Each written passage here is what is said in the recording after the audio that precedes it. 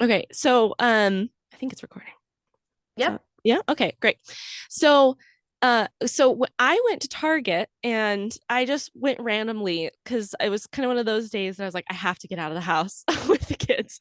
And so I was at Target and I just had this feeling to be like, look for a book that will help you like with what you're doing. And I looked around and the first book on the shelf was Sugarless. Oh, wow. And I was like, okay, I guess It's that's a the book I sign. gotta take home.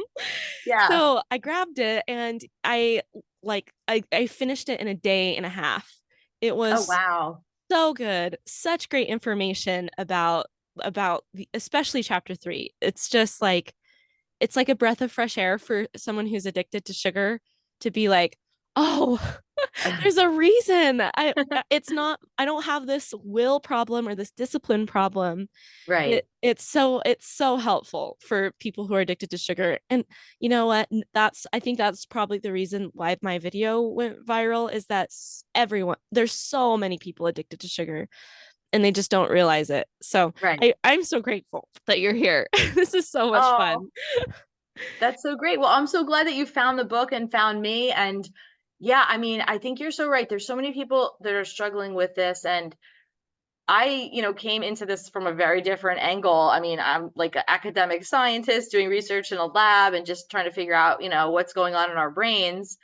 And I wanted to write Sugarless for the exact reasons that you're talking about because, you know, there's so much research out there now that is telling us, like, look, this stuff is addictive and it's in everything that we eat. It's like very difficult to just, you know, avoid it in many cases. And so it's one of, I think, the more powerful addictions because with things like drugs and alcohol, at least you kind of know where the drugs and the alcohol are so you can like avoid them and they're not hidden in all of our products. And it's just the sugar situation, I think, is difficult for people to get through because it's so pervasive, because socially it's just kind of pushed on us. And there's just so many layers to it that I feel like people really struggle with. So that's what I wanted to like do with the book is to help people work through that. Well, a lot of my lists or my a lot of my audience or people on Instagram have messaged me that they got your book and that it has helped them so much just understanding their Oh, own brain and what's happening because like you say it's just so culturally normal and the pushback when you do quit is so violent like violent sometimes like yeah. mother-in-laws like it's offensive to a lot of people to deal with this problem. Yeah, it's true. And I think sometimes that pushback is people then kind of reflecting on their own behavior and saying, well, if she quit it and she's telling me it's bad, and now that she's quit it, she feels so much better and she's healthier, maybe I should quit it, but I don't want to admit that I have to quit it. And I think a lot of the pushback I think people get from others is really about the fact that people are struggling with their own issues, right, with Exactly. figuring it out. So I think that's an issue though. But I look at it like, when I get pushback on this topic, I look at it as a point to just help people educate themselves. Like, hey, you do what you want to do with your life, but like this is the information. So you could make a decision about what you want to do and you can be in control. Yeah, it has been so much easier since reading your book to face those moments because Mm, before it was just something I was doing and people really didn't understand it. And honestly, I didn't really understand it. It was mostly an experiment to say like I don't think I can have this in my life. But since reading your book, it's been so much easier when people ask me to like I don't go in full throttle, be like, this is all the science, but it's just been easier to have a more confident air when I talk to people, knowing that this is a bad thing and it's good for anyone not to do it. It's not that I'm inconvenient to others right. around me. I understand. I have the research and understanding now, and here's a little morsel of why, and I'm fine to just leave it at that. It's been empowering. Your book is super empowering for people like me. Oh, that's so great. That was really the goal. So I'm so grateful to hear that. And I think that it really is about kind of having that confidence to say, not only the confidence with yourself to say, okay, I'm going to do this because it's scary. I think a lot of times when people admit and realize that, look, I have a control issue with sugar, I have an addiction to sugar, like this is something I have to kind of get my hands around. It's a really scary thing to face because it's kind of this overwhelming thing because where do you start, right? I mean, sugar's in so much of our life, and to just think like, oh my gosh, I'm going to wake up tomorrow and just cut it all out, like it's this overwhelming experience. But I think that for a lot of people, taking, the baby steps of, okay, start with your beverages, figure out how you can get it out of your beverages, then move on to breakfast, then think about snacks. Like you can systematically do it in a way that isn't really overwhelming. Mm-hmm. And I'm curious about how you went about this approach because I know you cut out sugar before you read the book, Yeah. but I know there's been different, philosophies about it. And with addiction, there's often this idea that, you have to completely abstain. Mm-hmm. But then there's also this harm reduction approach, which I personally think works for the most people better. Yeah. So I'm curious about what your approach was. Yeah, I loved that part of your book, and I wonder what I would have done if I had read your book first. But what I did is I had basically been, I mean, it was right after Thanksgiving, lots of pie, lots of sugar intake. And I mean, emotionally, my husband and I had been understanding that I had a problem for a while. My mother-in-law passed away last January, and just basically since then, I just I just took steps down. I was basically sliding down a slip spiral. And it just became harder because I was trying to emotionally take care of my children, my husband, and make sure everyone was okay because my husband had never lost anybody. And of course we missed her. So I had basically gotten to this point that I knew I was addicted. I started to Google search sugar addiction, and just with what I read, I really resonated with what it was. So I understood I was addicted to sugar, and that people had been saying that you basically treat sugar addiction like alcoholism. Its abstinence is the treatment. And I Yeah. never tried that before. I'd been chasing moderation for so long and knew Yeah. that didn't work. So I scared, like you said, I was scared out of my mind because sugar was basically my best friend, Yeah. and I loved it. Like I just really had this love for it, and it was part of my identity. In my old Instagram bio, it used to say, "I can eat more Oreos than you," and I thought it was just funny, but I knew Yeah. it was true. And then I used to have a phone case that had cookies and milk all over it. Like it was just part of who I was, and so I was scared, but I told my husband, I think this is what we have to do, and it's abstinence, and he was on board. So that was a Wednesday night. Thursday, I ate no sugar. So it was really cold turkey. My husband helped me clean out the pantry and everything at home. It was really hard the first week, and there was a lot of intense cravings, and I was calling him probably a few times a day saying like, I really want it. I don't know what to do. And he's like, I'll be home and you will not have done it. It'll be so great. So Yeah. we really really depended on each other. Honestly, the withdrawal symptoms weren't that bad. I don't remember having a big headache, and I was definitely tired. But that went away really fast. I think after the first 5 days, it was pretty straight up. Like everything started just functioning better, sleeping better. So many things just got better. So that was how I did it, totally cold turkey. There were a few items along the way that I realized still had sugar in them. And Right. then once like had read the labels enough, I cut those out as well. So that was basically it. And it was right in the middle of holiday season. So I called my mom because we were going to do Christmas with her. And I just said to her, this is what I'm doing. I can buy my own food. You don't have to worry about like changing the meals to accommodate me. I'll just figure it out. And she was kind of annoyed at first. She's like, why did you have to pick before Christmas? Like, couldn't you have waited? And I'm like, I'm sorry, mom. That's just how it worked out. I just kind of just, I've talked to people about it being like jumping off a diving board. It was Right. just like leaning forward until I just I just went for it. And that's anyway, so that was my story. That's how I did it. But yes, in your book, you do it more systematically, a little bit slower, to mitigate the withdrawal symptoms. That's kind of what I got from it, is that that really helps mitigate those. So what you did is amazing. And it's so great that you had your husband as like a support person. And I think that in an ideal world, like it'd be great if a lot of people could do it like you, right? To get the sugar out of their diet, just kind of like, let's do this, like done.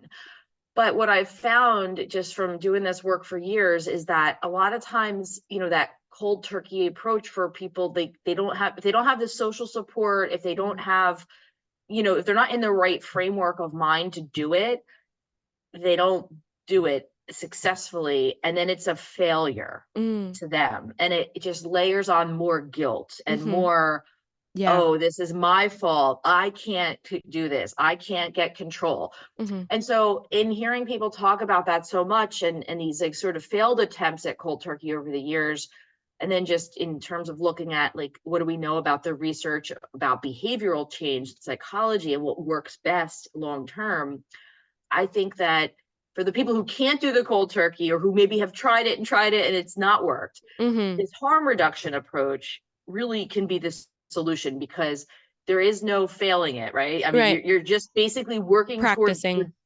reducing where you can, making small changes that are realistic, and that for a lot of people is manageable. And, I've talked to so many people who've read the book who've said, you know what, like to know that I don't have to do it all overnight, right? Hmm. And that I'm still succeeding in this and improving my health just by simply, starting with my beverages and my morning coffee routine and focusing on that to perfect that so that it doesn't have added sugar or it's got very, very small amounts of added sugar. That's a win. And I think for a lot of people that strategy can be really useful. And, again, I think with sugar, it's so interesting because I feel like, I don't know, we just kind of like woke up one day as a society and now it's like everywhere. Yeah. And I think we've kind of gotten slowly just used to it being in everything and it's gotten normalized. And so I think for a lot of people, when they sit down and they say, okay, I'm going to do this, I'm going to figure out where all the sources of added sugar are in my diet, it can be really eye-opening and motivating because people are like, wow, like you were saying, like there were things you thought you had taken all the sugar out, and there was stuff that you actually still had sugar in it. You didn't even realize. It is a journey because we have to basically learn this whole thing, this whole language of Hmm. sugar and all the different names for added sugar, all the Hmm. different places that it can be hidden, all the reasons. I've been fascinated as to the reasons why it's in so many of the foods that we eat. It's not just to make them taste sweet. It's often to mask the taste of chemicals that are in the processed food. And so I think that, this method of kind of looking at it as, okay, I'm on this health journey that, it's going to be up, it's going to be down. And, just like any journey you take, right? Like, Hmm. the train might be delayed and you're going to have to wait. And then maybe you're going to have a little setback, but you're going to get back on the train and go. I think looking at it like that can really be helpful for a lot of people. Yeah, I agree. I That part of your book was so interesting. And what you said about like it's not always to make something sweet. So that's why a lot of people think that they're not getting the sugar like in a Chick-fil-A sandwich. You're going to eat a chicken sandwich. Where would the sugar be? It's salty, it's savory. But like you said, it's to mask the preservative taste because preservatives taste gross. Right, right. And I think that's a big challenge because, it's pretty easy to be like, okay, ice cream, cookies, cake, like that's the stuff. We definitely know sugar's in there. But then when you're like, okay, English muffins, they have sugar in them, bacon has sugar in it, like all of these things that we don't automatically assume are going to have sugar in them because they're sweet often do. And Yeah. I think it's important though to get that sugar out of your diet. I look at that type of sugar as the clutter. Like, how Mm, people are really into like minimalist living and yeah. decluttering their homes now? That's sort of like sugar clutter because when you eat like a Chick-fil-A sandwich, you don't even taste the sugar, so you're not even enjoying it, the sugar, right? So it's kind of Yeah. like this waste of like space on your bookshelf of clutter that you don't need. So I think that those sugars are in many ways the best ones to get rid of because you Hmm. don't miss them because you don't even know that they're there. Yeah, that's it. That's such a good analogy. I love it. So I have been asking all of the people who follow me because my whole like someone said this a few about a month ago on one of my posts that your whole personality is not eating sugar. And I thought that was so funny. I'm like, well, I mean, that's what I post about, but my family would say otherwise, but I don't mind. Yeah, so everyone who follows me wants to either reduce their sugar or get their sugar addiction under control. So I've got a lot of questions for you from these people who are struggling with the sugar addiction. So I'm excited to hear what you have to say. And Okay, I great. think I think most of them haven't read your book. So if you do allude to it in your book, go ahead and give us the that information. So Okay. okay. So why is it that some people can, but others don't seem to have self-control when it comes to sugar? Yeah, I think there's a lot of reasons. So one of it is genetic. There's like those people who just, they could take a little morsel of the brownie and then put it back, and that's, oh, I'm satisfied. Like that's enough for me. So there's just that genetic, like satiation of sweetness that happens more quickly for some people. I also think that, a lot of it has to do with coping mechanisms. I think a lot of people who find that they don't have the control realize it's because they're using sugar as a coping mechanism to help them feel better Mhm. about if they have anxiety, if, they're stressed out, if they're just, basically trying to moderate your mood because we know that sugar has powerful effects on our brain. It can modulate our dopamine system, modulate our brain opioid system. And these are neurochemicals that make you feel good. And so that's why when people eat sugar, it can make them feel better.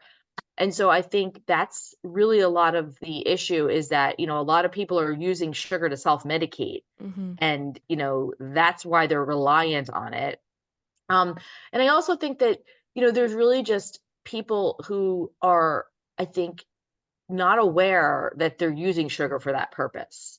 And I think once you work through, thinking about like when you're eating sugar, when you're craving it, what are the stressors, what are the triggers that are out there, you can almost start to put the dots together and see like, oh wow, like I actually get these cravings, when I'm stressed out about stuff with work or my kids, or there's a lot of chaos or whatever's going on.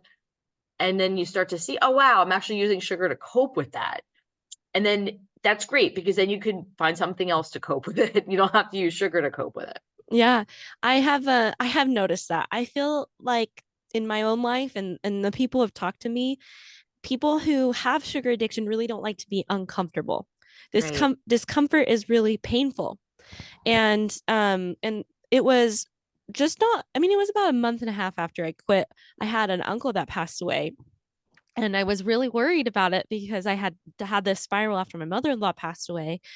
And so when that happened, I didn't really quite know what to do with my Mm, feelings at first. I'm like, what do I do? It just felt like this teddy bear had been taken away from me.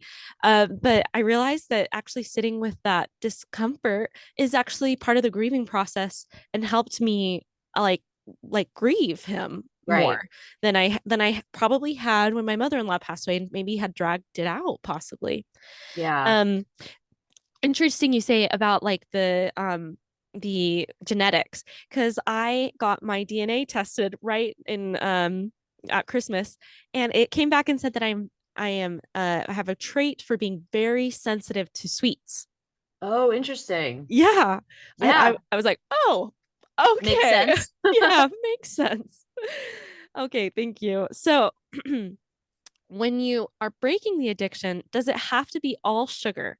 Or can you eat a cookie once a week, for example? Can you consume the sugar in Greek yogurt or honey or fruits without it impacting the progress of stopping the addiction? Yeah, that's such a great question. So for me, it comes down to whether or not you feel like you're in control. Okay. And so I think for a lot of people, there are certain foods that are their triggers that they know they can't control. So it sounds like for you, it might have been the Oreos, right? Since that was like, what you were saying, like you could eat more of those than anybody. And people tend to have their sort of go to food that is really satiating and soothing to them. And so they will use that food and often abuse that food.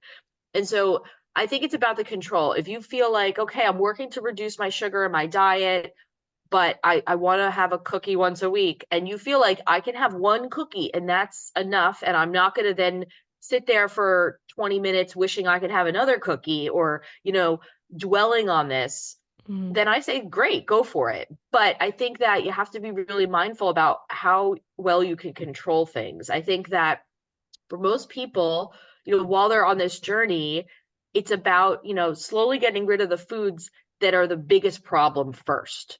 And so, going for those things that have the most source of added sugar. So if it's the Oreos for you, then, that would be where you'd want to start. And that's hard, but you got to start where you're getting the most sources of sugar where you don't have the control. That's really the locus of the addiction for a lot of people. Now, in terms of fruit, such a great question.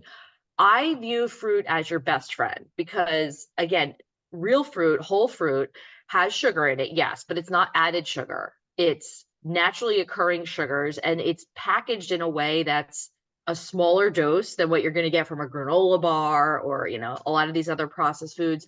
It's also packaged with fiber, which is so important because fiber mitigates the effects that the sugar can have on our brain and our bloodstream.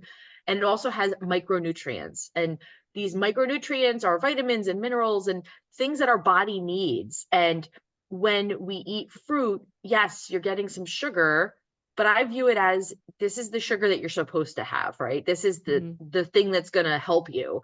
And so I look at fruit as a way to help you bridge yourself off of added sugar. So if you're craving sugar, then go for, a couple of grapes, right? Grapes are really sweet, Yeah. so they can be a good go-to.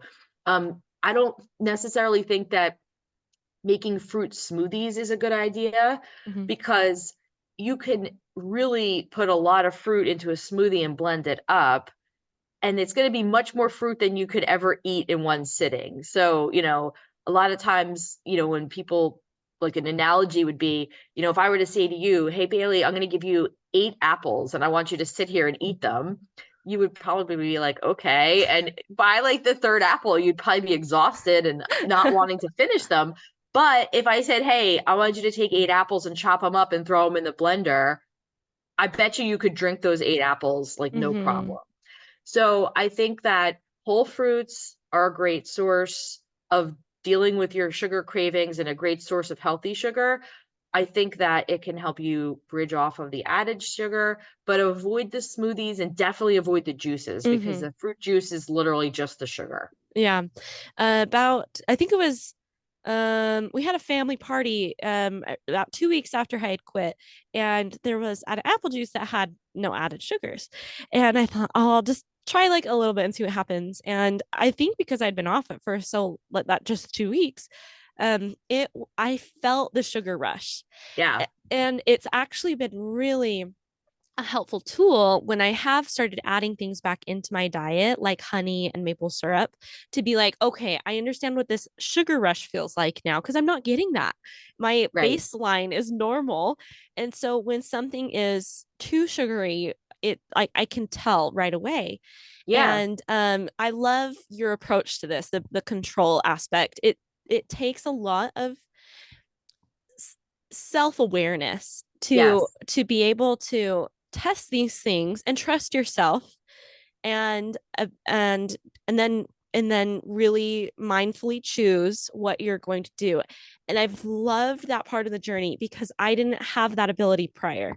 It was I think I was lying to myself a lot about Mm. what I was able to handle, and that made me spiral again and again. But since having this like boundary with sugar, it creates so much more clarity in my mind to be able to see what is true and what's not true, and actually just stick to it. It's just the most amazing thing. This is the thing that has changed my life practically more than anything, and it's just so cool to see. I'm so grateful for it. Oh, I love that. It's so amazing to hear. And I think that, when people are kind of in the throes of all this, where they're like, wanting to make a change, but kind of in that spiral of like trying and then it's not working out and, kind of trying to figure it all out. I think that it can be, kind of a dark place for a lot of people. And Mhm. they feel like no matter what I do, I'm stuck, right? Yeah. In this like vortex of sugar. And I think that when people hear, stories like yours where, hey, you can actually get out of this and Mhm. you will change your life in a way that you didn't even realize was possible. And I think that is so inspiring and so powerful for people because I feel like, too, especially women, I think certainly men struggle with this obviously as well. Mhm. But I think women have a unique position with this issue because we're caregivers, we're caring for our families, we're caring for our children, we're preparing everything for everybody, making sure everybody's happy. We Mhm. often put ourselves last. Mhm. It's always good, but I think that, you know, on this diet journey and this whole like nutrition piece, when we can get our own nutrition in check and really make the changes so that we are better, we are feeling better, almost like reverberates throughout the whole family. And I Mhm. don't know if you've had that experience too, but it's just like when you're able to kind of open up and see that, wow, this is like feels so much better, I have more energy, I don't have to have this constant like up and down with my mood because I'm having this giant bolus of sugar that's releasing all these like chemicals in my brain. And then I have the down part of that because of the down part of the addiction. Mhm. It's almost like life becomes just so much easier Yeah. because it's just even, you know what to expect. Um, and it's just less chaotic. Absolutely. The less when we were talking about the clutter and living a more minimalistic life, um that ideology is to make your life simpler, living more Right. minimalistic. And my husband was just saying this last week. He just thought, because in your book, I believe there's a figure that 74% of the food in the grocery store has added sugar. Yep. That was just mind boggling. And so he said, I told him that, and he said, well, you can look at it two ways. You can look at it as, oh, this is more complicated because I have less choices. He said, but it hasn't been that way. It has been way simpler because we don't have the decision fatigue of the Right. entire grocery store. We have this nice 26% that is going to make our life easier, and that has been more simple for us. And Yeah. it's still a lot of food. It's still Right. lots of variety and delicious food. And Right.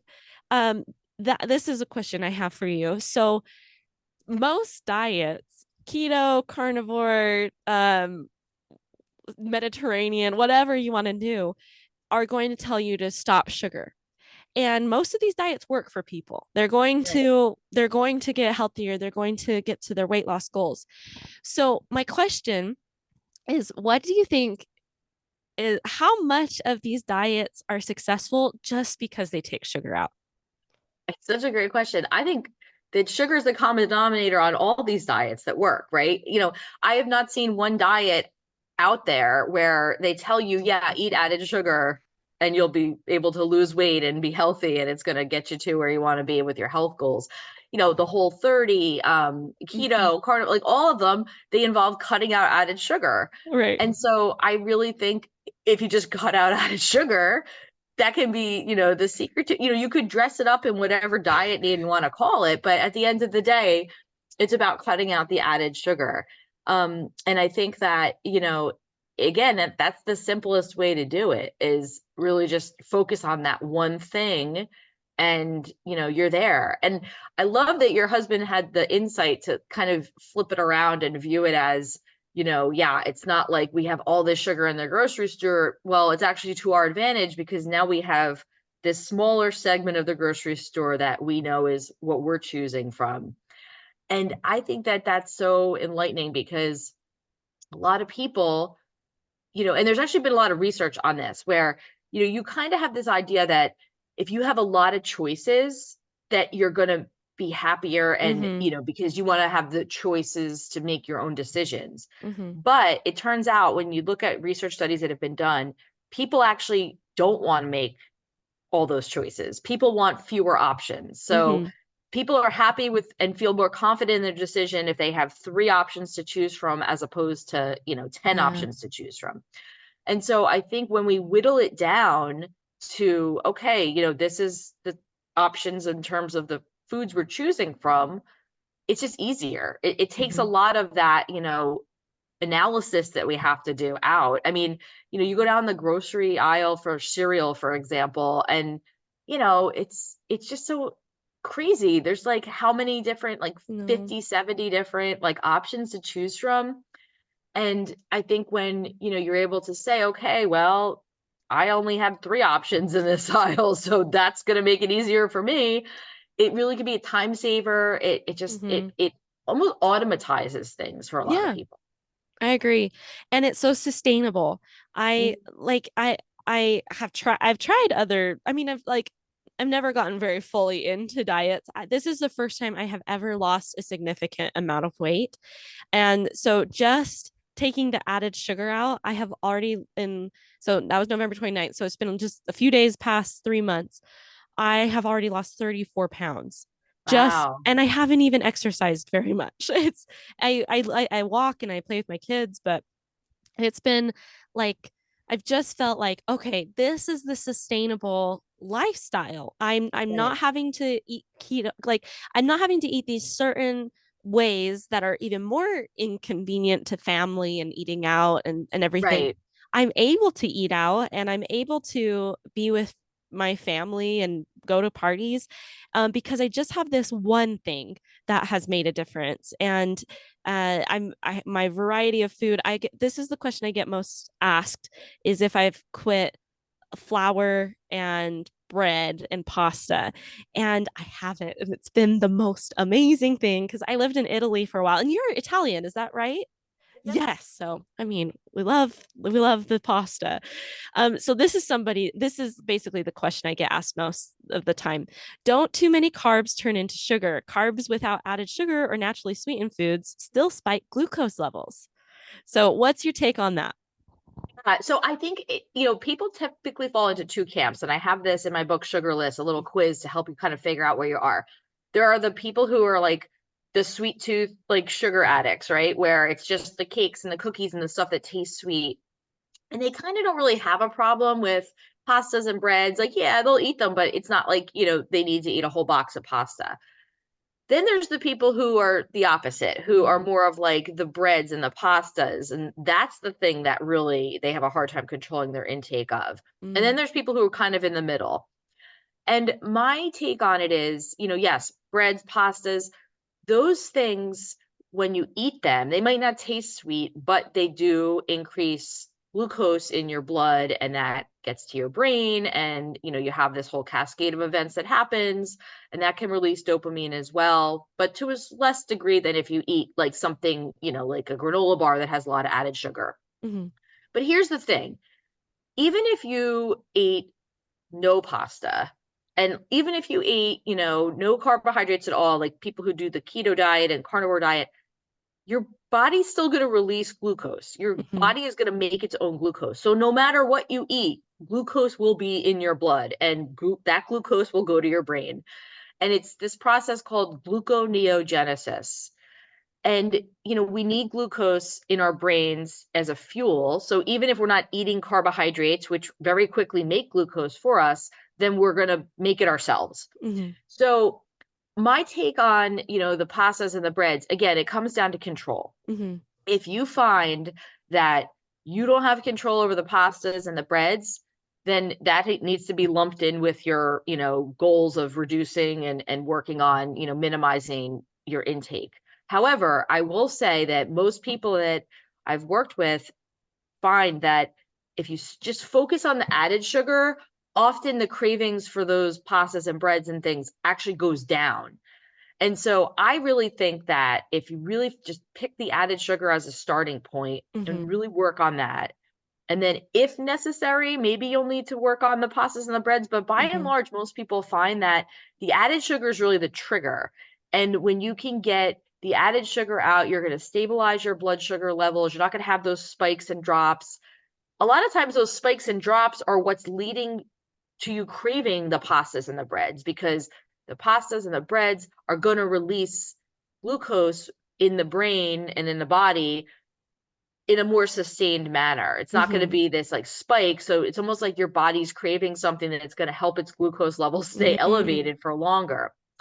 So that's my take on it. I really think that for most people, it's about the control. And if you can work on the added sugar, you'll often find that the pasta and bread situation will Yeah. resolve itself. Yeah, that was super eye-opening because I was basically at that point where I felt addicted to all food. I just felt like I was had food addiction, but I just thought we'll start with sugar, and then everything evened out, and it was just such a peaceful moment to be like, oh, okay, that was all I had to do. And I just loved that part in your book that just confirmed that it's that so often if you just take sugar out, the rest evens out and you don't have to deal with that flour addiction.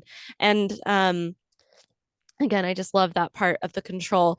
It's so popular right now that your health is based on glucose spikes. So there's lots of interesting influencers and Mhm. nutritionists that are like, well, this doesn't spike your blood glucose levels. And they're pointing out stevia, monk fruit, other artificial sweeteners. But can you tell us the part of your book that was so scary to me was that was it the rodents that had all of these artificial sweeteners when sugar was brought back in, they couldn't regulate it. Is that right? Or Yeah. digest it right? Yeah. So, the artificial, these alternative sweeteners, I think that there's a place for them. I think Mm-hmm. for people who are really addicted to sugar, if you can use them as a crutch to kind of get away from the added sugar, then by all means go for it. But I think we need to be careful because they're not all that they're like billed to be. There's lots of research studies that have come out, especially with the artificial sweeteners, which have been around for longer. So we have more research on them, that if you have something that has artificial sweetener in it right now, like a soda, for example, you're more likely to actually eat more calories later in the day. So if your goal is weight loss and improving your health, like, the artificial sweeteners actually aren't really going to get you there. If anything, they're almost like a wolf in sheep's clothing because they're actually probably causing more damage down the road. I think things like monk fruit and stevia, they are, again, I think there's a place for them, but they're sort of like the methadone for heroin, right? Mm-hmm. It's, Mm-hmm. something that you can use and it's better than added sugar, but ultimately you want to get off of that too. And so Mm-hmm. I really think that the goal should be, to just reduce our dependence on sweetness in general. I think as a society, we've gotten so saturated with sweetness in our diet that it's just like expected now that Mm-hmm. everything is sweet. And it's interesting when you talk to people from Europe or from other countries that aren't as familiar with the American diet. And they, come here and they like, I've had this so many like European friends like say to me, why do you guys have to have everything so sweet?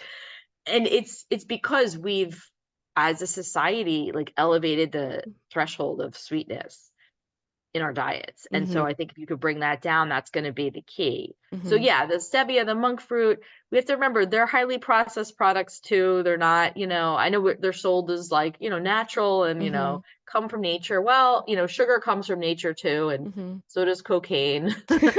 Just because they're from nature doesn't mean they're good for you. Yeah. Awesome. Thank you for answering that. Okay, so we you have children and Mhm. a lot of the women I'm finding that follow me are mothers and it's their kids and being at home with their kids that is really either triggering this or it feels like the overwhelming part. So this Bethany asks, what is an effective way to drastically reduce the amount of added sugar my kids eat given all the birthday parties, holidays, school events that are Yeah. characterized by treats filled with it? I know for me, I have to completely eliminate it and stay off of it, but it seems almost impossible when it comes to kids. It seems they are set up to jump back on the sugar train constantly, and I worry about the lifelong habits that it will create when I try so hard to keep it out of our home. Yeah, it's a huge problem. I have little kids and I see this all the time. I mean, it's this difficult situation because, you want your kids to go to the party and enjoy and have fun, but then it's just this constant, constant sugar everywhere. And so I really think it's about teaching your kids how to, first of all, look at this from the long-term impact on their health. And I know that can be tough when you have a 7-year-old, like they're not really worried about if they're going to get diabetes when they're in their 20s. They're worried about, when the goodie bags are coming out at the party. But I think it's important to teach our kids from an early age that we need to moderate, we need to limit how much sugar we're having because it's bad for our health. Mm-hmm. And I think that it can be a mixed message that the kids are getting because, and I've encountered this even with my younger daughter, like she said to me, I know mommy, you always saying we got to watch our sugar. It's not too much is bad for our health, but then if it's bad for us, why is the teacher giving it to us? Someone in And authority and I trust. yes, and so, and again, like you have to look at it through their eyes, and it's like got to be so confusing because Mm-hmm. they have these people who love them in their life, like grandma and all these other people who are giving them the thing that then mom is saying, okay, we need to not have too much of that because Mm-hmm. it's bad. So they're like, well, why is she giving it to me if it's bad? So I think it's a complicated conversation, but I think we do need, as parents, we need to get on this, honestly, because I've had so many friends, so many people in my life that didn't get on it, and now they've got teenagers with type 2 diabetes, which no, we don't want to be already dealing with that at such a young age. And I think it's about not completely blanket, like, no, you're not allowed to have it. I don't think that approach is a good one because that's not teaching your kids the skills that they need to Mm-hmm. navigate this sugar centric world that we're in. Mm-hmm. I think it's teaching kids, okay, Susie's birthday. Yes, she's having cake at the end of the party. Yes, you're going to have a piece. But if Susie's mom cuts you this gigantic piece of cake, like we're going to cut it in half and throw half of it out or give it to somebody else. Like Mm-hmm. it's about, you know, teaching them how to really navigate in this world. And I think it does involve a lot of work. I think, it involves, teaching them at home, how do we pick the right types of snacks? If we're having, something after school, okay, maybe we're going to have fruit. If you want to have something sweet, like instead of going, for a granola bar, let's cut up some fruit and, maybe dip it in hummus or, Mm-hmm. just getting creative and figuring out different ways to teach the kids. I think the why is important though. I think Mm-hmm. we can't just say, no, you can't have that. You Mm-hmm. have to tell them why, even when they're 5 years old. You Mm-hmm. have to tell them why. And I think, keeping that messaging going is just important. It's a process, but it's worth one. It's a Mm-hmm. worthy process. How do we avoid the restriction and binge kind of a thing with the kids? Like, if they're not getting it at home and then they go to their friends, like you said, it's the messaging. But I Right. guess when is it too far that we're maybe instilling fear into our children? Right. No, that's a very, very valid concern. And that's why I think not having these very rigid rules, Mm, meaning like you can't have it at home. I mm-hmm. think, if I think it's about teaching kids appropriate portion sizes too. Mm-hmm. Like when if they're okay, let's just say, somebody wants to have ice cream for dessert. Okay, well, you don't eat ice cream out of the ice cream tub. Oh You yeah.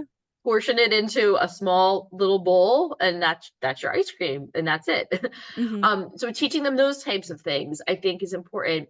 But yeah, we don't want to fear. I don't think that there should be any fear mongering or any, anything like that Mm-hmm. because we don't want the kids to feel like they're being restricted. I think it's about teaching them that, you know, kind of like, okay, I look at it like I have an older daughter too, who's a teenager. And, now we're starting to have the conversations about, okay, if you go to parties and people are drinking, like you cannot Mm-hmm. do that. You have to watch out. Mm-hmm. And I kind of think ahead to the conversations I'll have with her when she goes off to college about, okay, now people are going to be drinking and maybe you'll be one of those people. And, how do you moderate it? You have to just, and I think it's kind of like the same thing where Mm-hmm. you have to acknowledge, like, okay, the kids are going to eat sugar, but we need to teach them the skills as to, like, okay, you can have some, but you only can have a little bit because if you have more than a little bit, bad stuff's going to happen at some point in your life. Mhm, And mhm, you want to learn to, enjoy yourself and have a little bit if you like, but not let it get too far, because mhm, that's when trouble can start. And I think just like we have the conversations about, drugs and alcohol with our kids, it's kind of got to be the same conversation, mm, but it's just a bit different because it's more like the alcohol piece for the older kids, where it is more socially acceptable, and like, yes, it's legal to drink alcohol when you're 21, mhm. but you still need to be mindful about it and know that it's dangerous. So Right. you have to kind of have that conversation. Yeah, that's a good I love that. My the way that I grew up in regards to alcohol, it was know what you're going to do before it happens. And Mm, having that decision already made, it may in the peer pressure moment, it's so much easier because, oh, I've already made this decision. I'm not conflicted right now in the moment. And it can be like the same thing for your children. You're just easing them in by saying, "Oh, we've already made that decision. You're going to have one sucker at school, right. and that was your decision." So, I like that. Yeah. Thank you. Um, so with the idea that sugar is so similar to drugs, um, someone asks, "Is there a link with alcoholism and sugar addiction?" Yes, there is actually quite a bit of research. It's actually interesting. There's a lot of old research that's been gone on back from like the 50s and the 60s, looking at, the fact that when you take a look at individuals who have a history of alcoholism and kind of traced back, their family traits, that it's very often that people also had a sweet tooth. And so we've actually published quite a few studies looking at this link between sugar and alcohol intake. And, we found that in our lab rats, if you give them sugar to drink and take it away, and then you give them alcohol, they're more likely to drink alcohol than rats who never had sugar before. Wow. And so there is this link between sugar and alcohol that, we see in humans, and we see it on the basic biological level. And I think that, there's a couple of reasons behind that. I think one is, that genetic component of addiction. I think that, addictions have a genetic component, and they can manifest differently in different generations. So some people, may have had grandparents who maybe struggled with alcohol addiction, but now maybe they're struggling with food addiction and sugar addiction. And so I think that's certainly one explanation. Another is just the neurochemistry of the way in Mm-hmm. which, we metabolize alcohol. Alcohol is interesting because it's a food and it's also a drug. I mean, Mm-hmm. it's got calories, so it's technically a Mm, food too. So it's sort of closest, I think, to sugar in the sense that, yeah, sugar's a food, and I think it's a drug too. mm-hmm. And alcohol kind of, falls into that same category. Wow. That is so eye-opening. Wow. That is so intense that it is that close. I did also see that it has the same you can it's just as harmful on your liver. Is that correct? Yeah, so that's actually something that we're hearing a lot more about lately with sugar, because, you know, for the longest time we were concerned about sugar causing obesity and diabetes. Those were kind of like the two things that sugar was being very tightly linked to. But now we're finding that sugar actually, of course, is linked to those conditions and many others, but there's been an increase in the number of people who are developing fatty liver disease.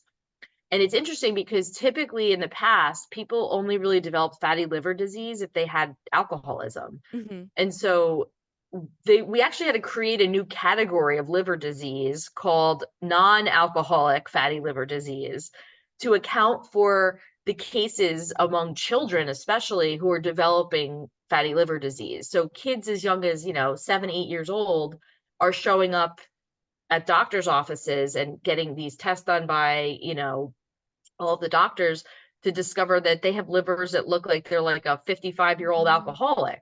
And wow. so it's really alarming. And it's not that these kids are obviously drinking alcohol, they're just having a ton of added sugar.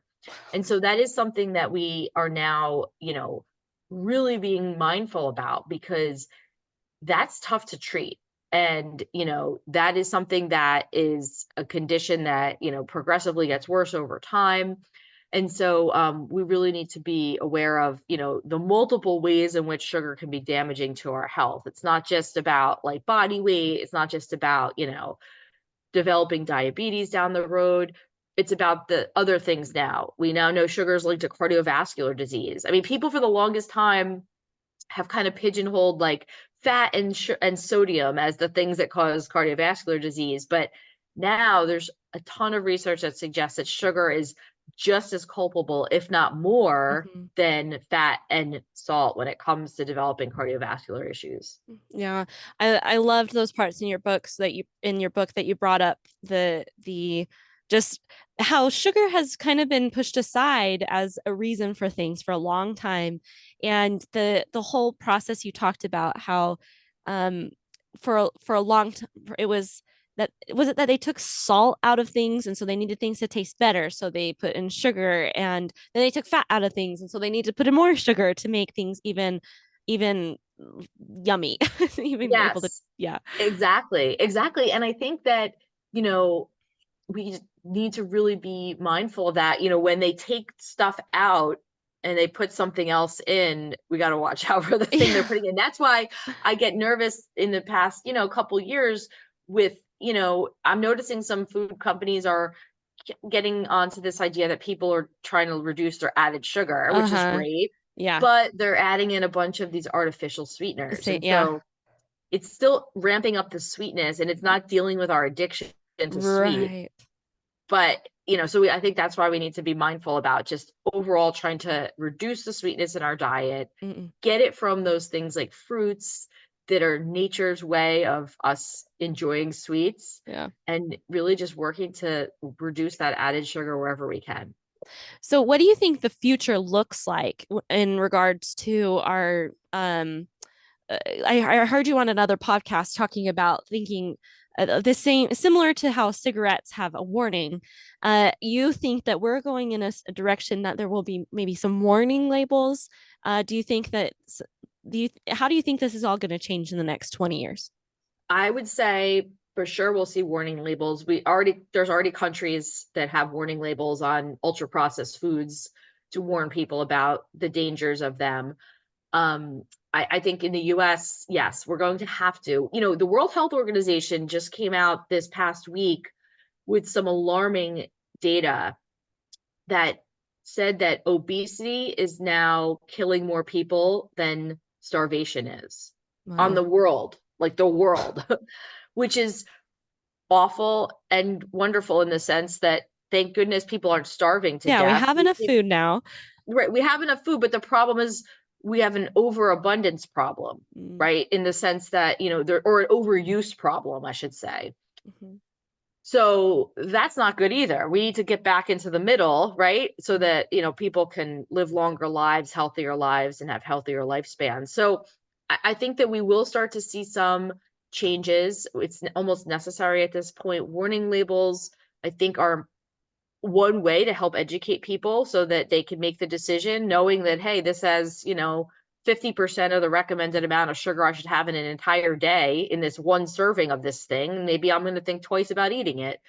I also think we're going to probably, see perhaps some taxes. There's this whole debate about whether these types of, taxes work to, deter people from consuming the products. With tobacco, we saw that, obviously there's a lot of tax on tobacco products. And I think that if anything, it probably doesn't deter the people who are already hooked on tobacco from using it, because when you're addicted to something, you don't care how much it costs, you're going to buy it. But I think if anything, the taxes can deter people from starting the habit. So, parents with young kids, if there's, taxes on a lot of these like sugar sweetened beverages, they might say, well, if it's $7 to buy a bottle of soda, they're going to say, well, we're not doing that. Like, Yeah. we're not even going to get into that. That's just not, Yeah. like, doesn't make sense. So I think we might be seeing things along those lines, but I think hopefully we're just going to see people getting sick of this Yeah. and wanting to make the changes and just, saying enough is enough. We don't want to be sick. We don't want our kids to be sick. We got to make some changes. And, Mm-hmm. you're such a great example of how it's simple. Or it can really be simple. Once Yeah. you get through the hard part, it's simple. Yeah. And it makes life a lot easier to just, have the peace of mind of knowing that, it's you get what you know what you're expecting at this point. hmm I don't think I believed that it would actually help me as much as it has. The that's I mean that's I think what a lot of people are going through is, am I still going to be happy when sugar's Yeah. gone? Because right now happiness really comes from sugar. And so I think that my account has been popular in the sense because I'm showing that actually it is better past sugar, and it's just something to be like, oh, okay. I mean, it could be true for me too, that my life is better without sugar. Um, so you do women's health, and your book, you have a book about what to eat during pregnancy, Yeah. and I love that you do that. So it's been so interesting because for a long time I had 35-day cycles, and immediately when that sugar went away, my cycles regulated to 28 days, and that has never happened, and it's been wonderful. It's My cycles have been easier. So I'm just curious, what you talked about how it affects, or at least in a comment on one of my videos, you Mhm. said it does affect and help people with PCOS. Can you give us an overview of what a woman in her reproductive years can expect when she doesn't eat added sugar? Yeah, absolutely. So I've done a lot of work in the women's health space, partly out of just like my own personal journey of, I went through secondary infertility. Um, and, so I've written a couple of books about nutrition and fertility and nutrition and women's health pregnancy. And one of the things for sure that can promote fertility, that can promote, women's health is reducing added sugar.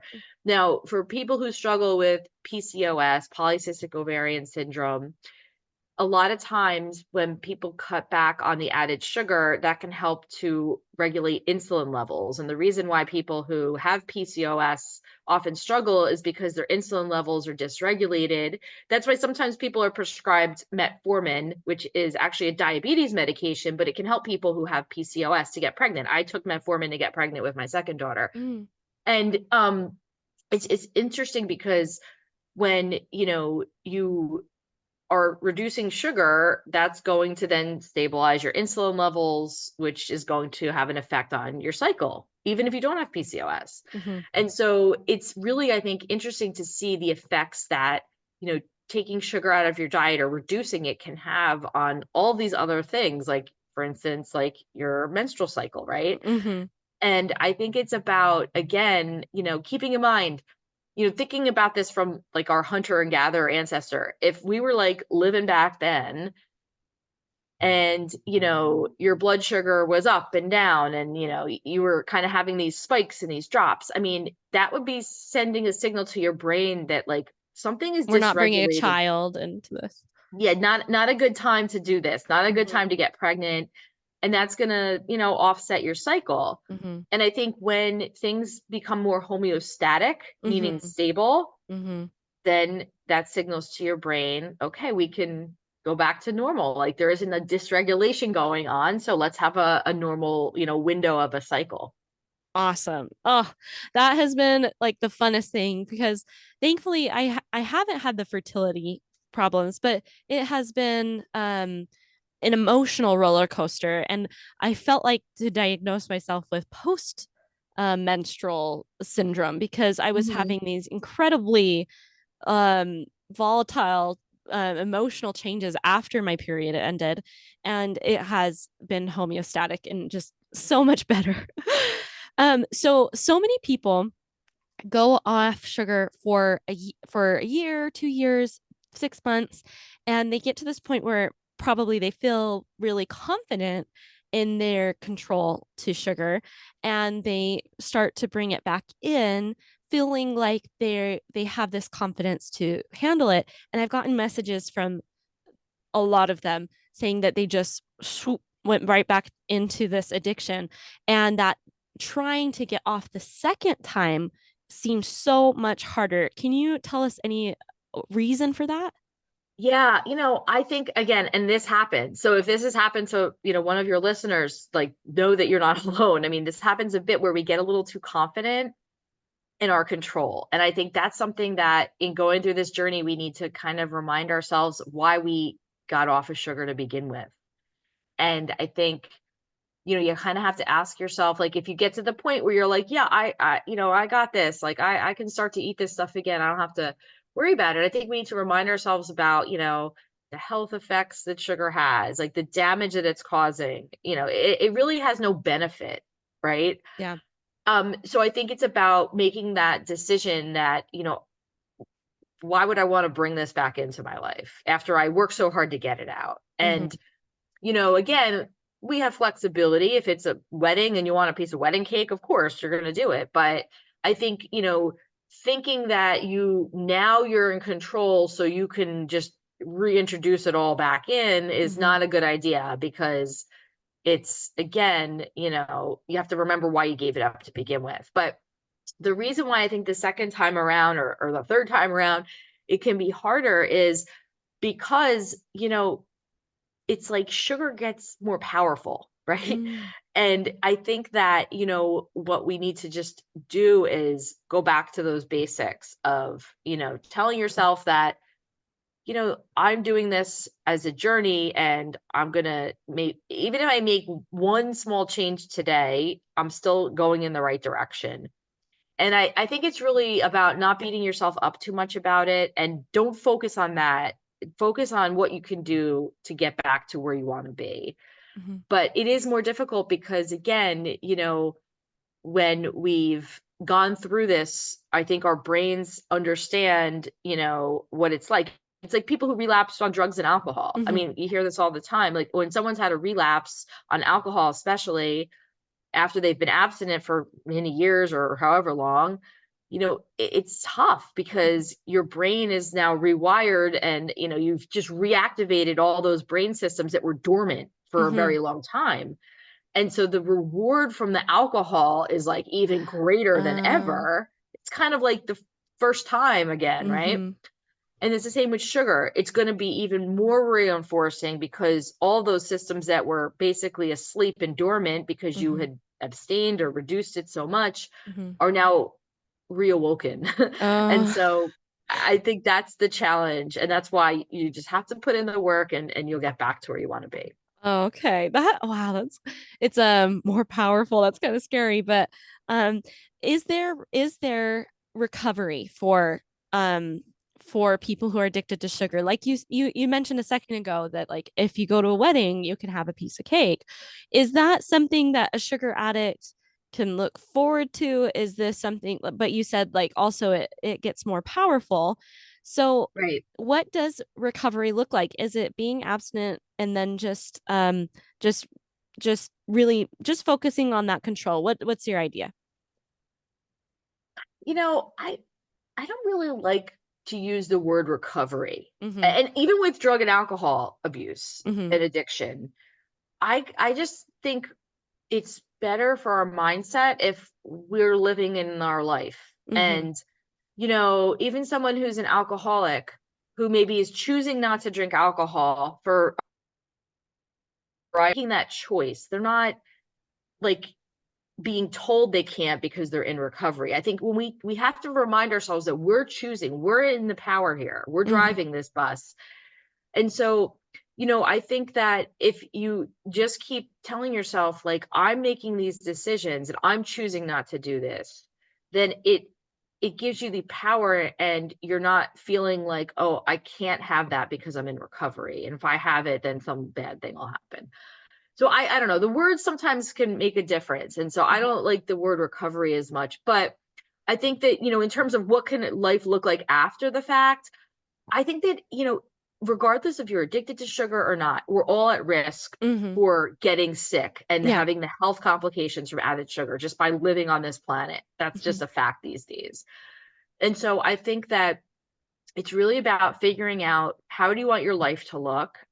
How do you want, do you want to be a 90-year-old lady with, fully functioning arms and legs and can move around and dance and stuff? Or, Mhm. do you not want that? And most Yeah. people want that. And so that means you got to think about that now, right? Mhm. I hate to say it, but, we really do. just like, I don't know if you guys have ever gone to like a financial planner and they're like, oh, when you're in your 20s, you need to save all this money. And it sounds like ridiculous because it's like, Mm-hmm. well, what do I got to worry about that for? I don't like, I'm not retiring until I'm like 60 something. But it's almost like we do financial planning, we have to do health planning. Mm-hmm. You have to bank now for later on. So, I'm not going to maybe, eat this giant piece of cake tonight at my age, but when I'm 90 years old and I'm at my granddaughter's wedding, guess what? I'm going to have all the cake because That's I'll be cool. there, right? So, I really think if people look at it like that, it Oh, can be that's helpful. that is great. That is empowering. And that's really cool. I love that. That was such a that just puts more power into our hands when you say that. I just Yeah. have one more question. And um I when I have started this, I've had so many negative comments from just nutritionists and people who have bought into the moderation and all things. Yes. So tell us, why is it that our professional nutritionists and dietitians seem so against us taking sugar out completely? I've gotten kind of demonized in the idea that you're doing an all or nothing approach. It's restrictive. Like, can you tell us why they believe that and how if it should change? Yeah, I don't know. I don't know why they believe that, to be honest. I've had the same experience. I think that registered diet, and I have Yeah. plenty of registered dietitians who work with me, colleagues, like, don't get me wrong, this Yeah, they're isn't not all that way. categorizing Yeah, them, yeah. not all of them, but many of them are taught in school that all foods are safe. There's no such thing as a bad food or a good food. I agree with that. I don't agree that Oreo cookies are actually a food, though. Yeah.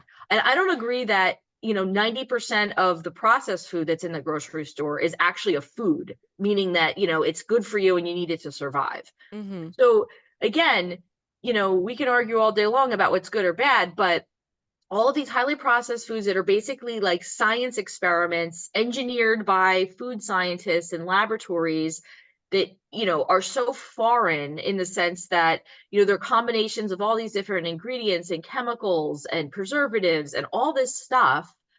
I don't think they're food. So people can call it whatever they want, but I don't look at it as food.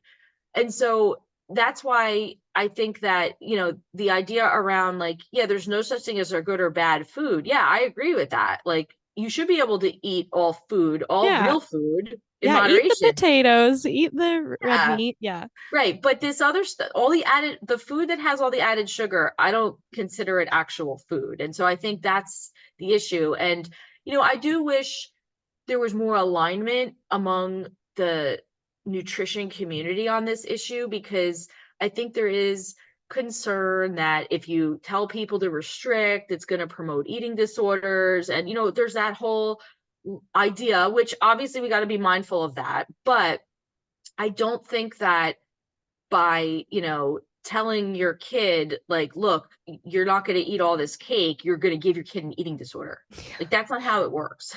You're protecting your child by teaching them, okay, yes, be mindful about how much you're eating. These things are bad for you if you eat too much. Mm-hmm. And so, we want to teach them the skills. Mm-hmm.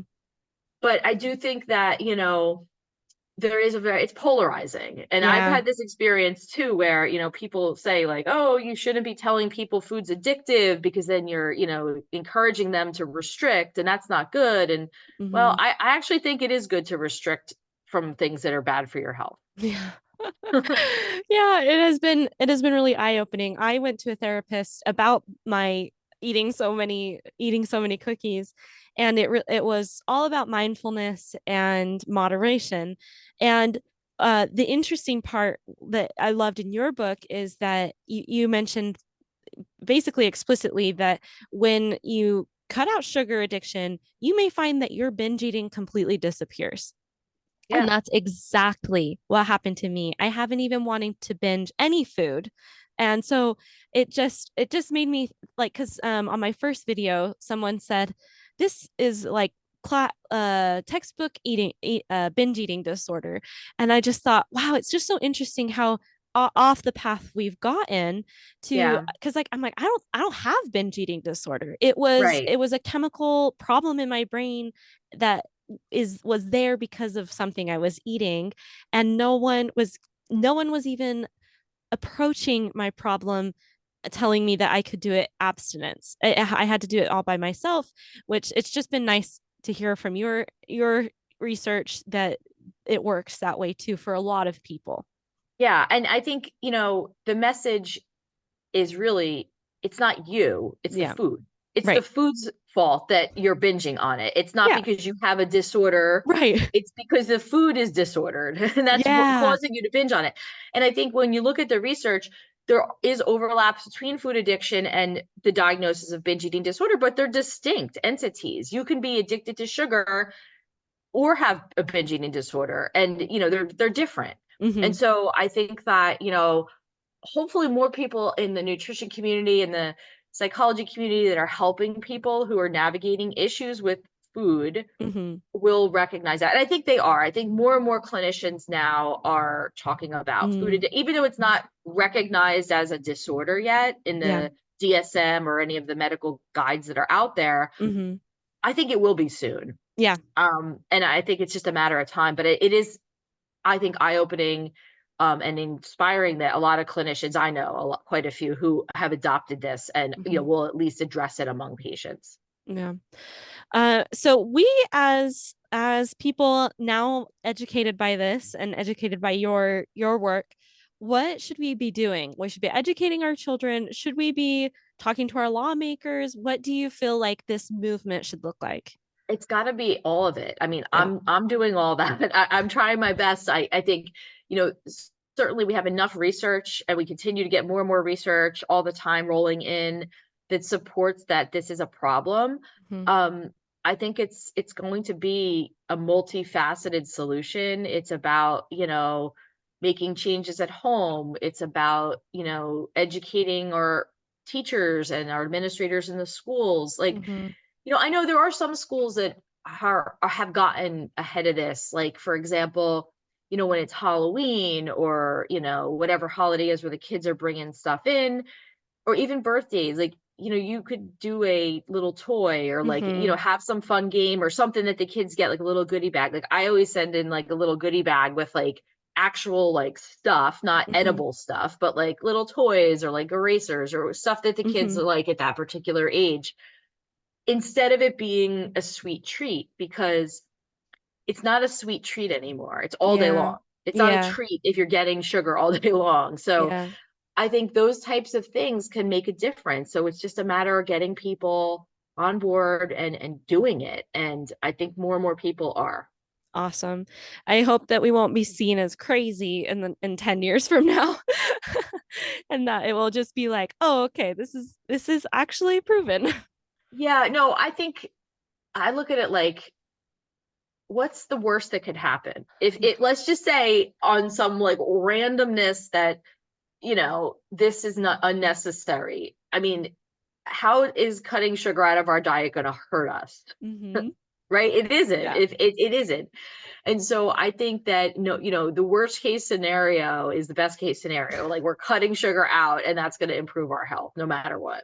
Absolutely. Oh, well, thank you so much. This has been completely eye-opening, and your book has been so helpful. I'm just like on cloud nine for the people who are going to experience this, because the benefits of it has had on my life have been just astronomical, and I can't wait for other people to feel the same way. Well, thanks again for having this talk. This has been so great. And I'm, again, so grateful for you with sharing your story to the masses and, highlighting the importance of this topic, because a lot of people are really struggling. Yeah. Thanks for always coming to my aid when I mention you in a in a comment. So I'm like, this Dr. Avena knows. That's so nice. Awesome. Well, thank you so much. I can't wait for seeing where this is going, because I think it's just gonna take off and be awesome. Awesome. All right. Well, let's definitely stay in touch and I'll look forward to hopefully chatting with you again soon. Okay.